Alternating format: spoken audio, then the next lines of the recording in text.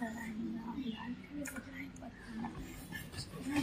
Morning sir. Good morning बच्चों, बैठ जाओ। Thank you sir. आज हम हिंदी व्याकरण का एक मजेदार टॉपिक्स पढ़ेंगे। टीचर, पढ़ाई मजेदार कैसे हो सकती है? कुछ नया सुनाओ, नहीं तो नींद आ जाएगी। अगर तुम तो शांत बैठोगे तो मैं नाटक के माध्यम से पढ़ाऊंगा। ठीक है, तब मैं सर्वनाम महाराज को बुलाता हूँ। सर्वनाम महाराज।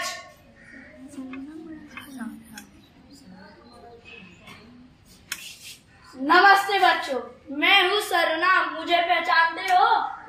सर्वनाम कौन है? अरे नादान, मैं वो हूँ जो संज्ञा की जगह लेता हूँ। मतलब तुम संज्ञा को छुट्टी देते हो? बिल्कुल सही। अगर हर जगह रमेश और गीता ही बोलते रहेंगे तो बोरियत नहीं होगी।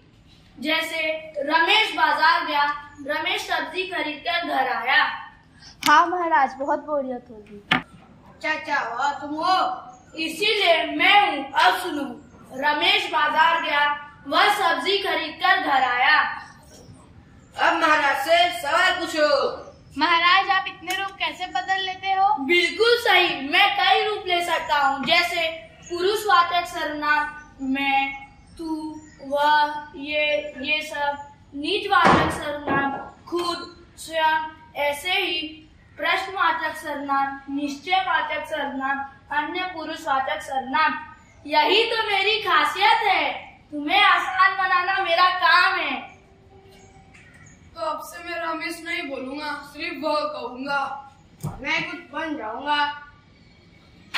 बिल्कुल सही बच्चों, यही तो सर्वनाम का जादू है। अब तुम सब इसका सही इस्तेमाल करना। सर्वनाम महाराज की जय। सर्वनाम महाराज की जय। बच्चों, अभी हम हिंदी व्याकरण का एक और मजेदार टॉपिक्स पढ़ेंगे। इसे कहते हैं विशेषण। ये जादू तो अच्छा है, हमें भी वो चश्मा चाहिए। पहले समझो, फिर पहनने को चश्मा मिलेगा। राजू, बताओ विशेषण क्या होता है? विशेषण वह शब्द है जो सर्वनाम और संज्ञा की विशेषता बताता है। जैसे सुंदर फूल में सुंदर विशेषण है।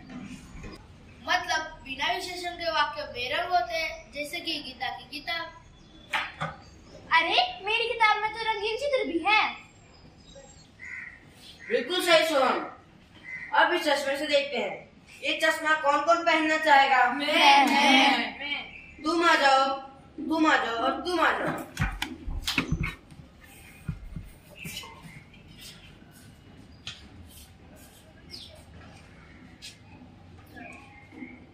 यह कुर्सी है, लेकिन इसे रंगीन बनाओ।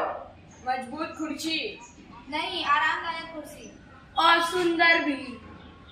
देखा बच्चों, कुर्सी एक साधारण शब्द था, लेकिन विशेषण ने इसे कितनी खूबियां दे दी।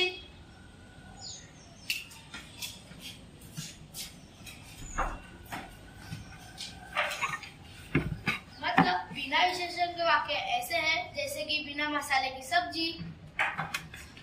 मतलब विशेषण सब्जी में मसाला डाल देता है। बिल्कुल सही। अब आप सब अपनी अपनी कॉपी में 3 वाक्य लिखें जिसमें विशेषण हो।